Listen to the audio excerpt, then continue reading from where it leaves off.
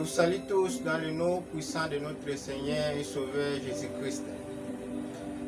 Je remercie le Seigneur pour cette occasion qu'il m'a donnée de se tenir encore ici debout devant vous pour vous parler de sa part, laisse que son nom soit loué, soit glorifié à jamais. Je te remercie aussi toi qui es dans la salle pour nous écouter. Laisse que ta présence ne soit pas nulle, mais que tu bénéficies de la gloire de Dieu. Que Dieu te visite ce soir au nom puissant de Jésus. Toi qui nous suis aussi en ligne, je te bénis. Que mon Dieu te bénisse. Que le Dieu qui voit dans les cachettes te voit, te visite. Qu'il te donne ce que ton cœur désire. Moi, je n'ai rien à vous donner. Dans ce temps si mauvais où les gens se penchent dans de n'importe quoi, toi tu as accepté de dépenser tes mégas pour nous suivre. Ce n'est pas à nous que tu suis, mais tu suis Dieu. Que le Dieu là te voit dans les cachettes et puis te donne ce que ton cœur désire. Nous allons prier. Dieu notre Père qui est au ciel, que ton nom soit sanctifié, que ton règne vienne, que ta volonté soit faite sur la terre comme au ciel. Seigneur Jésus, parle-nous aujourd'hui. Utilise-nous Jésus. Écarte-moi du chemin, Seigneur Jésus. Viens parler à ton peuple pour ta gloire. Dans le nom puissant de Jésus, nous avons ainsi prié et nous disons Amen. Nous allons prendre nos Bibles dans le livre de 1 Roi.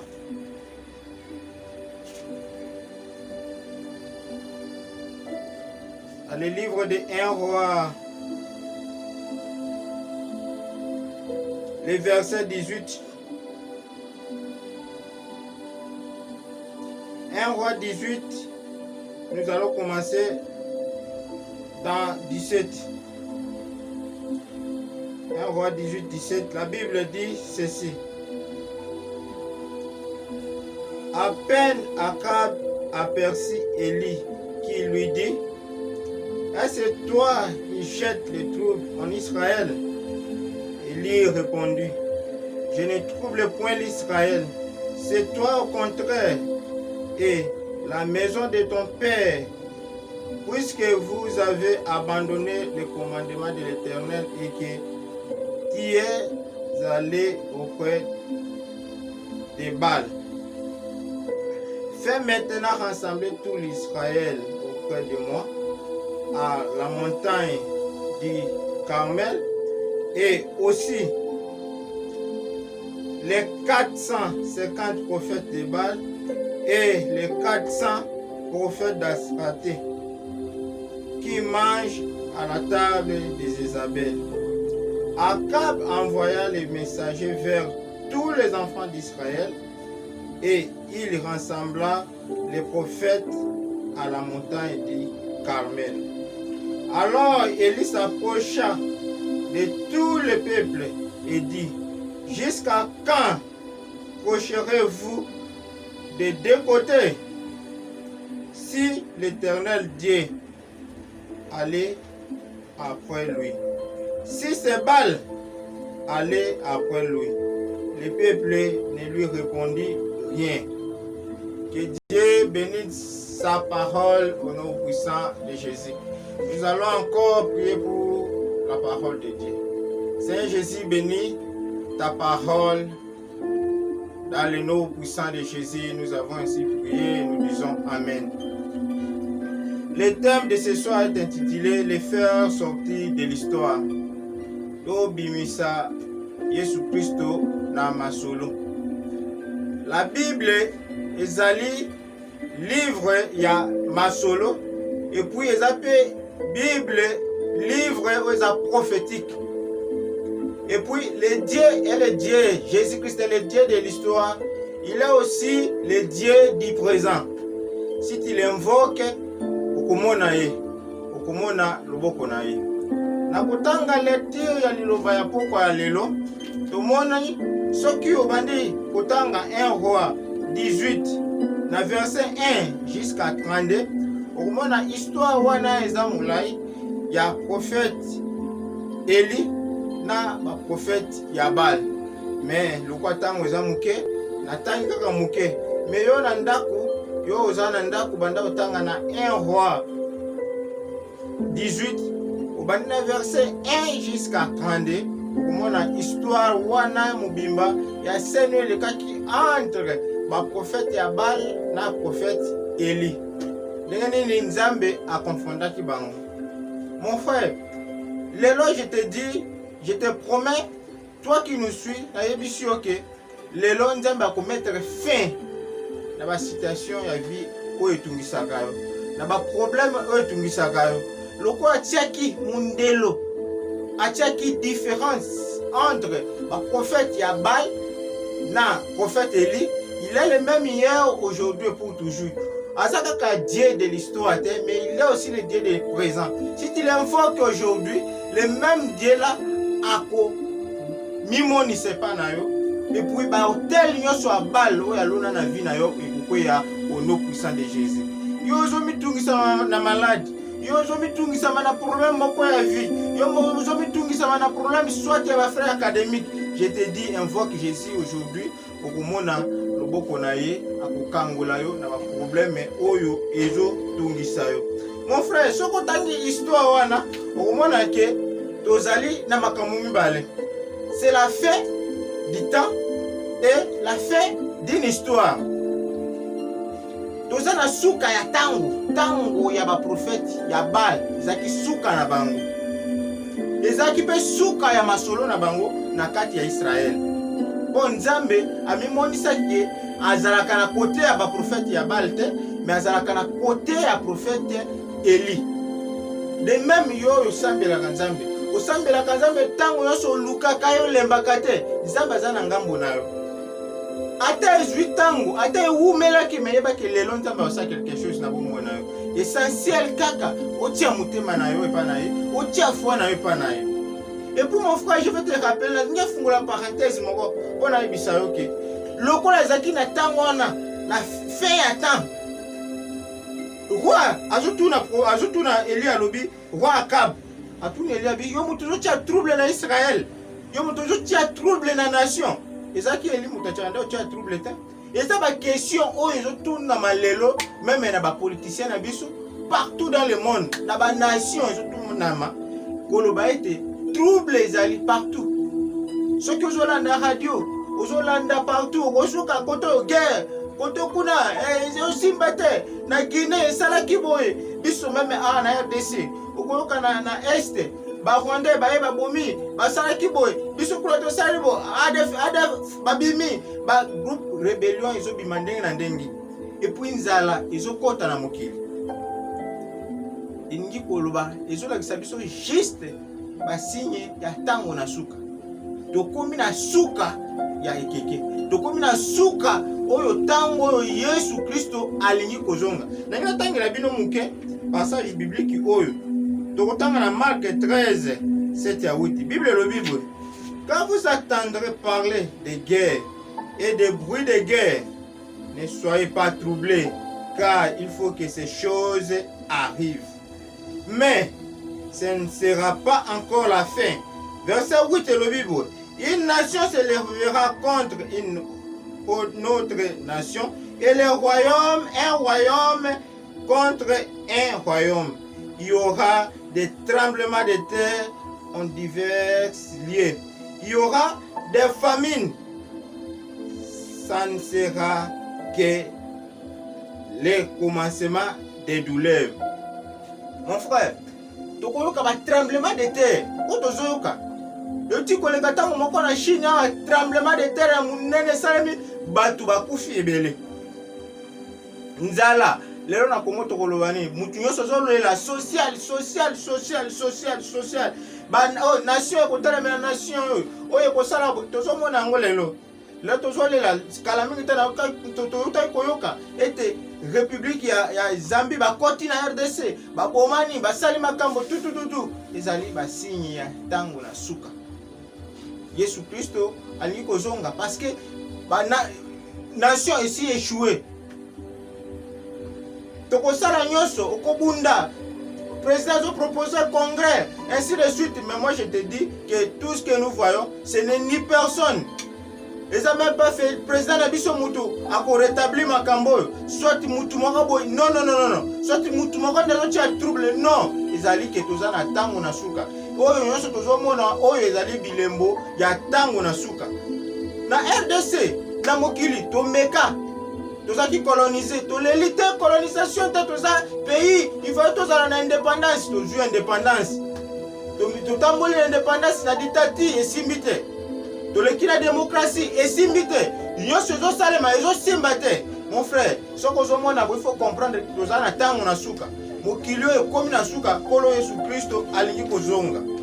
Crise na kati ya ba famille. Ce que ozotala même na famille, okomona crise wana. Na tango ya kala, bato babandaki kosambela. Babandaki kozala toujours na habitude. Okomona mama na poko asangisi bana esika moko. Basambeli liboso ete balala. Na tongo papa kosangisa bana, basambeli ava babima bakende. Lelo même na mapoto esambela mako, bazo sambela eza lisusu bongo te. Mon frère, yo kana betela lisolo. Un jour j'étais vraiment choqué. N'accueillez pas un prophète, un pasteur. J'avais un problème, n'habite na kenda, assemblée langa. Akomi na ndako sika zalaki. Na koti na salon na ye, yaza na chambre, na kuti bana na ye na salon, bazo tala ba film ya bato bazo bina mutakala. Je me suis posé la question, mais Moutunga na ye na assemblée langa, na ndako na ye, il n'y a même pas la vie de prière. Aza pasteur en église, à la maison, bana na ye bazo bika ndenge esengelite. Or, la Bible dit, nous devons commencer en Israël. To senge to banda, to koko banda kote ya bato mosusu ya libanda te soki na ndako na biso na mesimbite. Bandako, to za susu na vie de prière te. Éducation ya bana eza perdu. Kala kutu. Ezalaki ozomona papa na mama bazo lingana, bazo se respecter, lelo respect mutuel wana eza susu na ba couple te. Ba couple tika kaka boto vanda kaka kovanda po to sito boti bana. Tokosala isusu nini? To vanda ezali su bolingo ya solo. Ebandi kobunga na kati ya ba famille. Soko zotala nyonso tu wana ezali ba signe ya tango ya suka. Yesu Kristo alingi kozonga même ba famille ekwe. Bazo koka suko éduquer mwana te. Nazomona mwana musu azotombukila baboti mobota komi kobanga kopesa mwana ni conseil noki atombuka. Tozokenda wapi? Mokili ezokenda wapi? Si tozotala façon bato bazo se comporter na ba famille. Famille ezali susu na bolingo te. Ba famille ebele se panja na kala. Eza. Nyonso wana ezali ba signe ya tango na suka olo Yesu Kristo alingi kozonga. Mokili oyo ekomi na suka. L'amitié bolingo ya amitié ezali lisusu te. Na tango ya kala ezalaki soki voisin ya kufeli okomona lopango yeye bazolela na bandeko. Oyo yeye bazolela na bandeko. Mutuninga soka beli okomona muninga mususu akoya azolela na hôpital, azo assister, azo consoler lelo affection ezalaka lisusu te. Bolingo na ezali lisusu te. Mutu akomi kololobi muninga malamu eza kaka Yesu.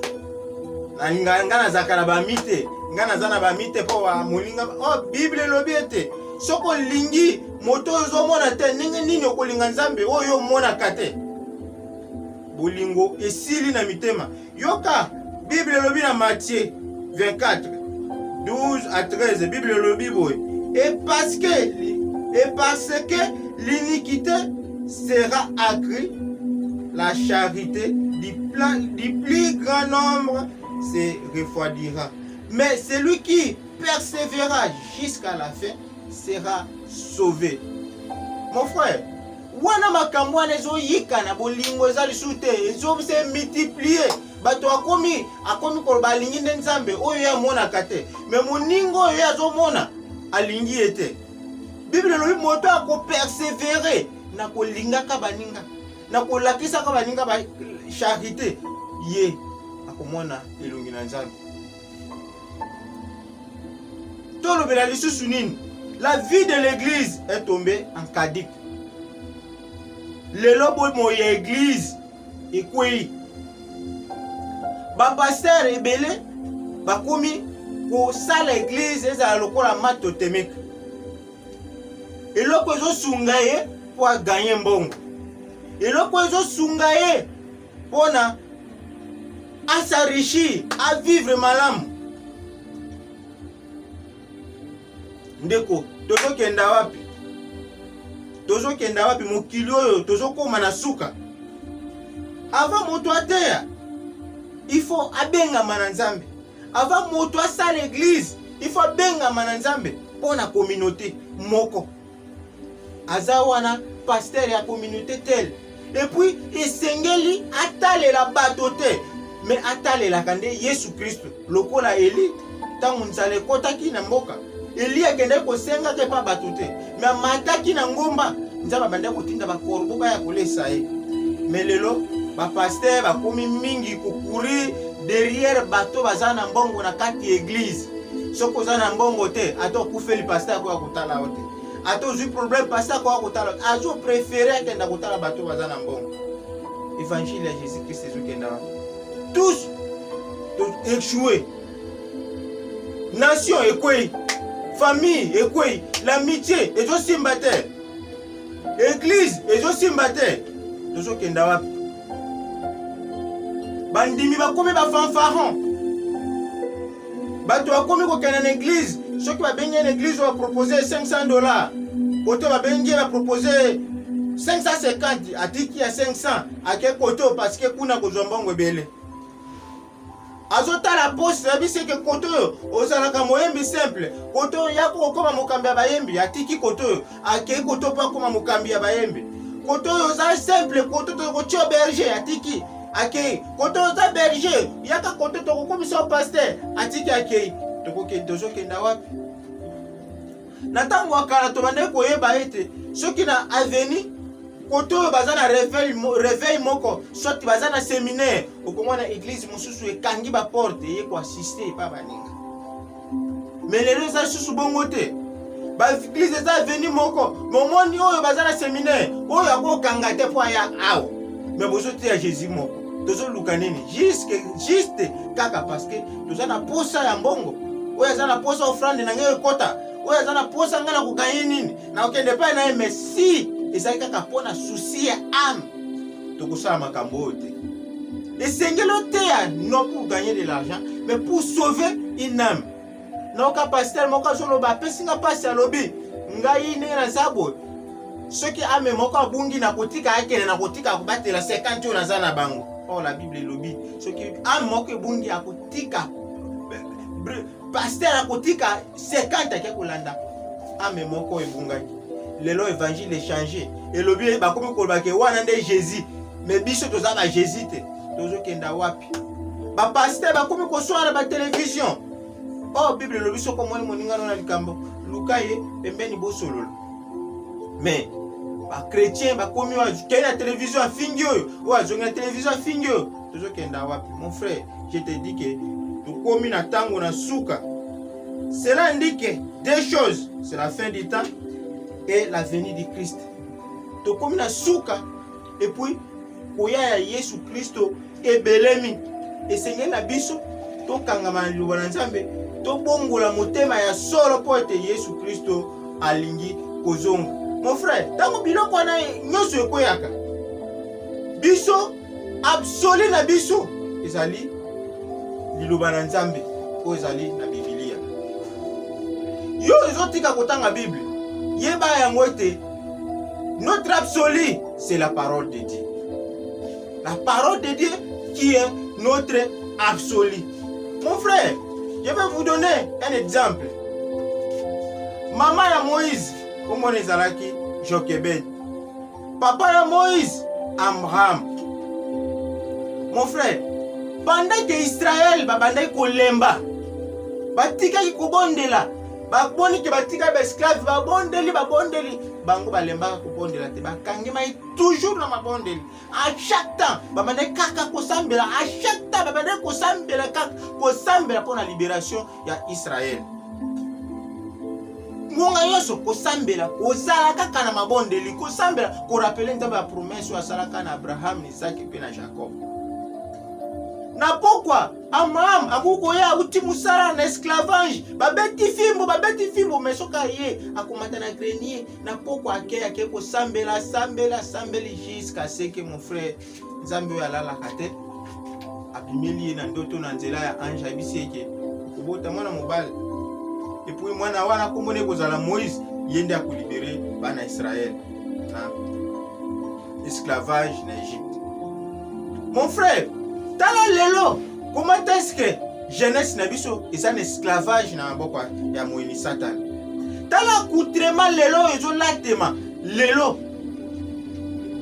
Tala comment est-ce que ba jeune fille, ba jeune garçon azo se comporter. Ce qui natali na zomi tout na question na bi lobi na biso ekozala ba mama nani.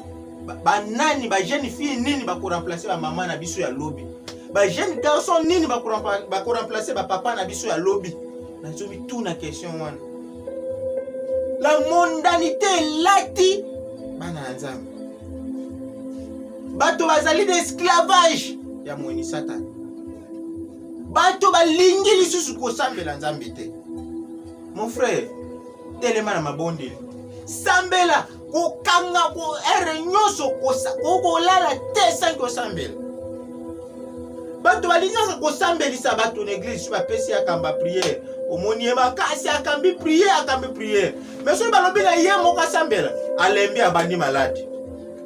Tozomona ngo à chaque fois ba modérateur na biso na ba église. Soki ba bisi lelo moto ko sa modération, aye wana va abandi ndeko sambela badi ko rappeler za ba tebele, bazara ba morgue, kasi yonza ba pesi occasion, sambela ye, kumisa ye, soki lobi moninga moso sa modération, ya bosa kezana bato ibele bazara ba morgue, ake ko telema na sima abanda ko critiquer. Mon frère, la musa vie à prière na ndako na yo. O senyelo banda na ndako na bino. Ndako na yo bazola na 5 basambela. Mais aujourd'hui, nous sommes dans l'église. Papa pasteur, quand la pasteur, kaka l'église, te yape nandako na yo. Te yape famille na yo. Te la mise pe vie à prière na kati ya famille na yo. Papa basi ba maman ba komi ko luka kote. Mais nandako bazoko ka kopesa même pas ba na bango conseil. Mon frère, l'amour qui s'affiche de prière. Des fois qu'on soit problème et comme il y a la vie, na place où luka nzambe comme ko luka moto. Pona mutu wana ape sa solution. Oh, peut-être moto yo ko luka ape sa solution. Ya za ba problème ou eleki ayo. Tala mopesi na solution ya malamu ezali Yesu Kristo masi. Si vous avez un problème, na place peut-être que nous avons mutu azalaka pour sa shit na yo. Fukama, sambela, prier, persévérer dans la prière. Et puis causer la tête batuba ya bo sangana pour la bo sambela. Non.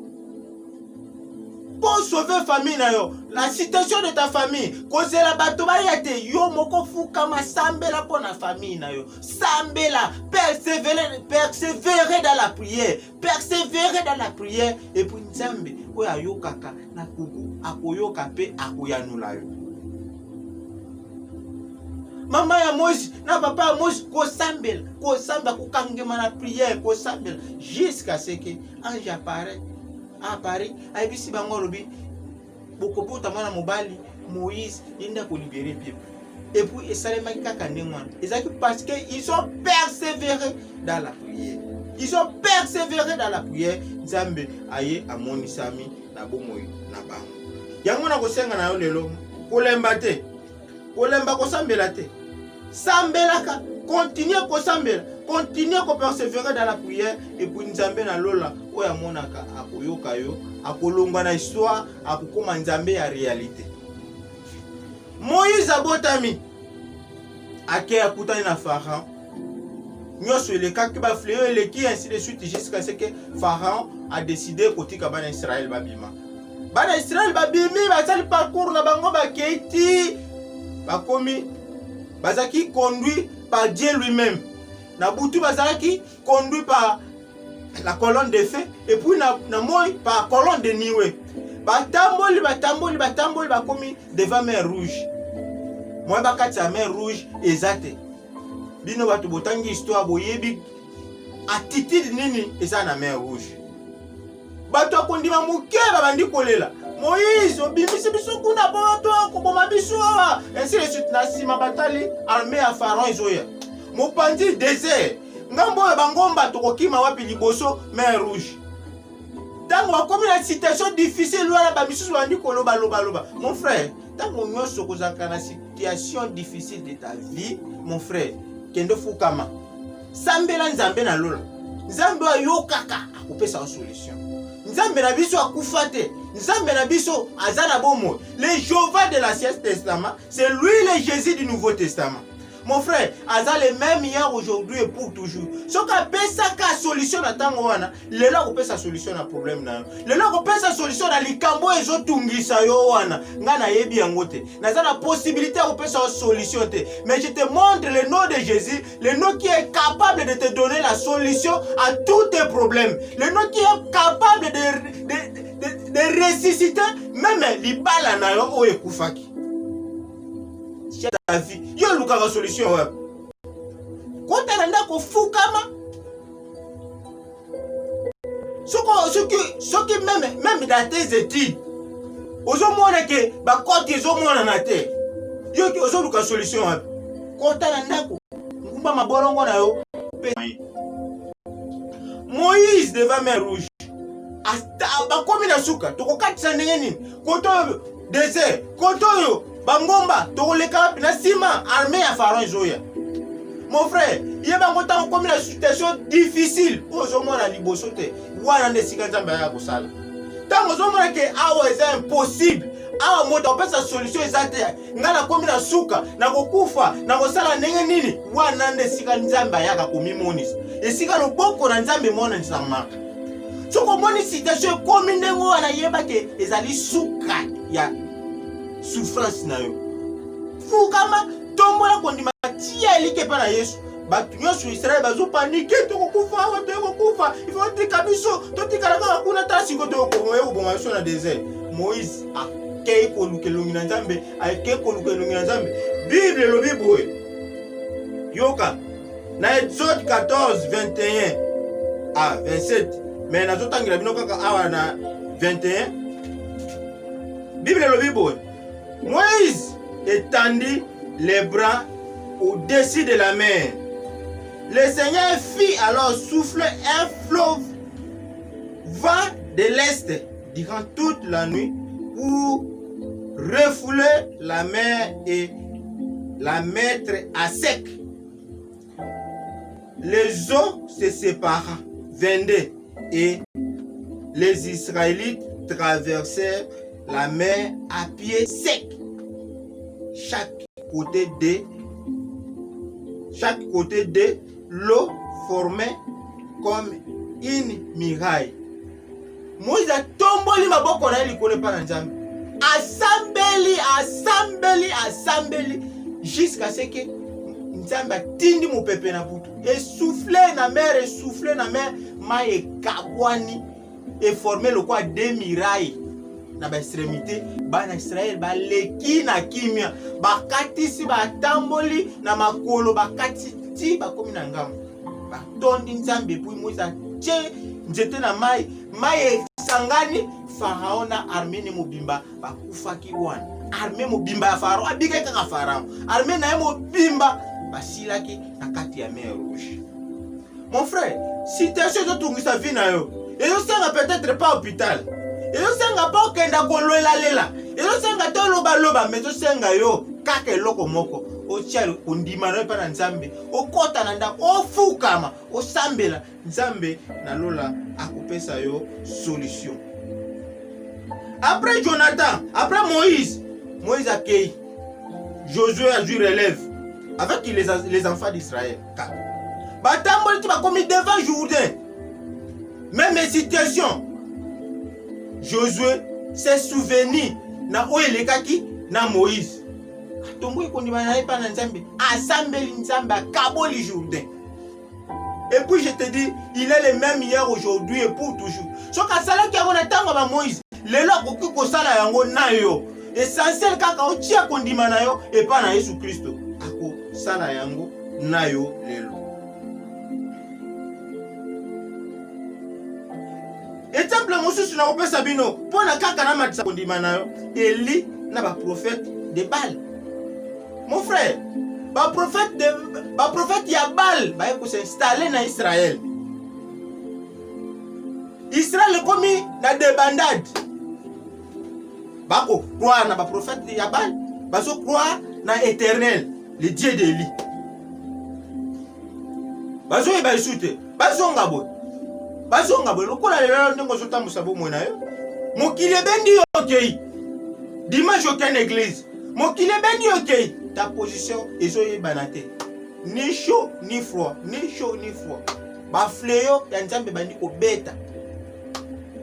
Eli akangi mbule ko beta te. Tango molai jusqu'à ce que Eli a quitté azui bango nyonso ba matina ngomba. Bakei esika Eli ayebisaki ba prophète ya Baal ba benga Nzambe na bango aya batala nani akoyanula na moto. Babengi Nzambe na bango babengi bala banda tongo jusqu'à ce que à répondre bango te. Et comme tout ça la Bible dit Eli c'est mon cadet. Eli abandi ko seka bango. Aseki bango. Abisi bango belela makasi peut-être alali azaka kolala. Ba obeli ba belela moto kitakite. Jusqu'à ce que Eli ayalba kaka maloba mukie. Oyo Seigneur lo balelo na poka pona citation vina. Alors kaka maloba mukie na bi Seigneur mi monisa ko baye te. Oza na bomo. Yebisa Nzambe kaka bomo wa Jésus. Na citation zo tungisa vina ngai. Mi monisa ko baye ba kozali na bomo. Et puis moto ekitaki e consumé. Bitumbelo nyonso ezalaki wana. Elie senga me ba sopa mai, ba sopi mai moto eyokaki mai wana te e consumé nyonso. Et puis après Elie a pesi ordre ba boma ba prophète nyonso tout ya Baal. Mon frère, tala Moïse abimi ba katisi main rouge, Nzambe abomi ba Israélite nyonso. Ba prophète ya Baal baye Nzambe kitisi moto après Eli apesi ordre ba bomi ba mon frère na biso ko ezali suka ya banguna na bato ba situation de ranchaka vina yo o eza suka telema kaka na mabondeli zoli kena yo zongi saka ke pa Yesu Masia okomona ete situation ya vina yo eko changer na lo balisu nini Lazare dans l'histoire 1 chapitre 43 Lazare azaki moninga ya Yesu. Moninga ya Yesu Masia. Yesu akei voyage. Lazare tika na sima beli. Mon frère, situation difficile comme la kabiso na vie, ezaka mingi si totiki Yesu.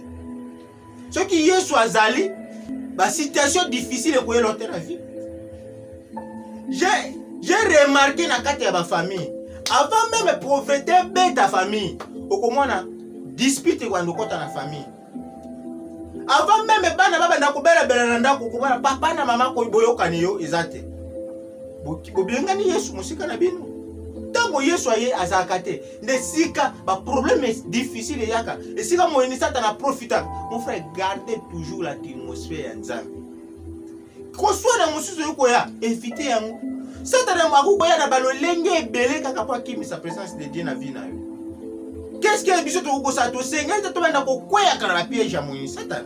Et sengeli ko kima moyeni Satana. Au moins le problème mususu ye otalobite o Satana zo luka profiter non na ko lobate. Et puis tu restes calme. Au paniquer te.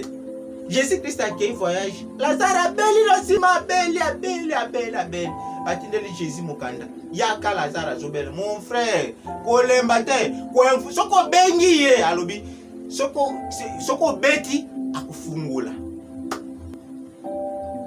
Batindeli Jésus mokanda yaka Lazare azobela. Ti Lazare akufi. Jésus place azaki abisi ba yekoli, ba disciple na alobi, tozonga tokenda ko lamusa Lazare alala. Pona baba kasai kaka Lazare aza kolala. Jésus a koya 3e jour, eza mukolo muto abela abebaka déjà, bandaka déjà kobeba. Akomi wana. Mon frère, Marie abanda kokanisa ete lokola Lazare akufi, eza déjà impossible. Nyonso esili Jésus babengi etino yete eza impossible akobika susu te. Mais Yesu abisa bango ke Lazare alali akosekwa. Madame dit non. Nayebi ta kosekwa mokolo na suka non akosekwa. Il est le même hier aujourd'hui et pour toujours. Soki Lazaro akoke kokufa, Yesu asekwisi ye. Situation ya vie na yo yozomona ekufa wana. Mobali akima yo akenda kala.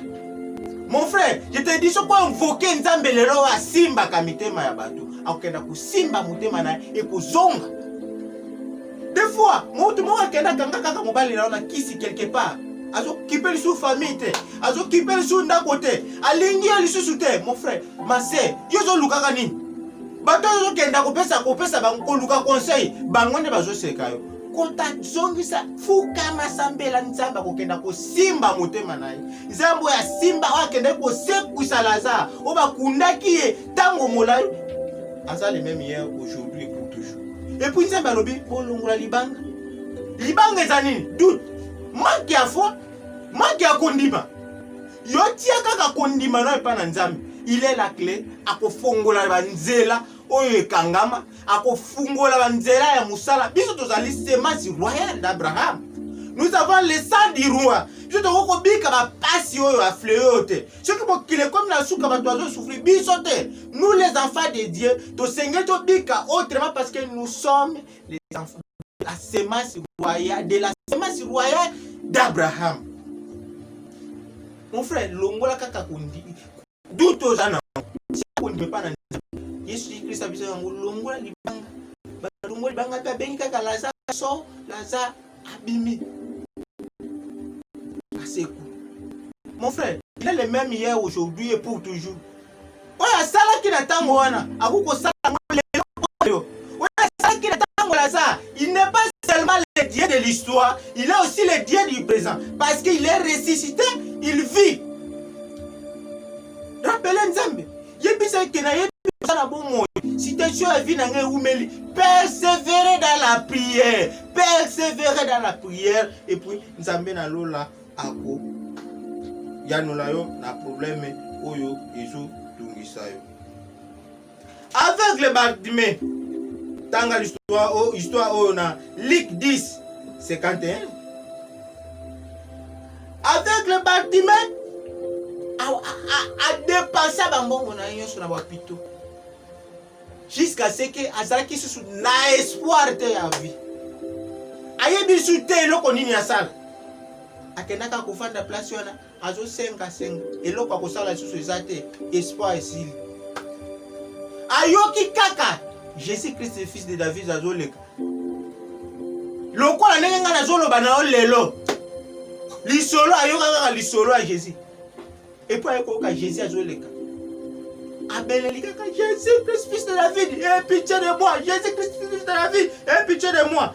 La Bible le Bible s'adressa à lui. Jésus dit: que veut-il que je fasse pour toi? L'aveugle Bartimée lui répondit: Rabbi, je vais retrouver la vie. Secondé le Bible, Jésus lui dit: va, ta foi t'a sauvé.